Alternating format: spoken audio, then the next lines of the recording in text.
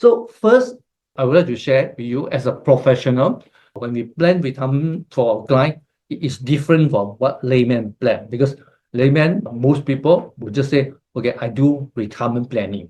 But in Wingman, when we talk about retirement preparation, we talk about four main areas to cover to have a complete retirement preparation. One, which is retirement planning. So retirement planning is not everything, about retirement preparation. It's only one pillar. Another pillar is retirement funding. How do we make sure we save, we accumulate, and we invest the fund to make sure that we have got capital fund to give us retirement income. And the third pillar is retirement income management. How do we disperse the income to support our retirement days, retirement years from month to month? And last but not least, retirement legacy planning, which is also another important pillar of whole retirement preparation. So what I want to do today is to examine these four pillars and what it is and how we can improve it. So I will share with you my personal observation about the current preparation as far as retirement planning is concerned. I would say currently, as far as retirement planning is concerned, a lot of time, either there is no planning at all, people just like prepared to walk into it, or if there is any, maybe rule or town kind of planning.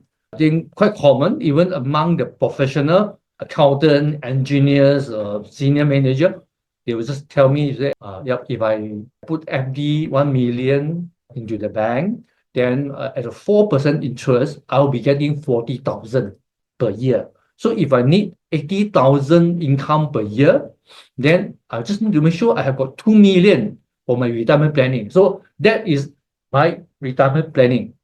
Okay, so I will call that rule of thumb, because this retirement planning does not take into consideration of the inflation factor.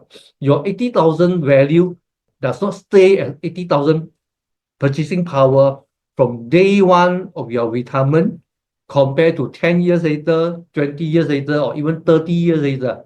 It is not the same value. So it's a rule of thumb and it's not professional and precise planning. Or some people who are more aggressive, who are more serious, may go to various websites of maybe insurance company or even unit trust company to their website to do some calculation using the calculator there. But I must say that has been very much at best a modular planning that narrowly focused only on retirement concern. But we know that in life, when we manage our finance, a lot of different aspects of our finance is all interconnected, and different part of our financial management or different part of our life will impact our retirement. I'll share with you more later. So that's still not ideal. And when the retirement planning is not ideal, what will happen is that there is no personalized written retirement plan done. It is just something here and there. There's not a serious complete plan. And when someone plans for retirement and invest, there is no clear guide as to how much should I accumulate. Is 1 million enough? Is 3 million enough? No idea. I just try my best to save. When I accumulate, what kind of return should I aim for? Should I aim for 10%, 15% return a year? Or should I aim for 5%? No idea. Because once you do not have a proper plan to take into the inflation factor and all the compounding effect, you do not know. And chances are, when that happens, you may invest for too high risk kind of investment, or you may be too conservative putting all the money in the bank. And third, when it comes to retirement, that's when there's no proper plan, you do not know how much can you spend.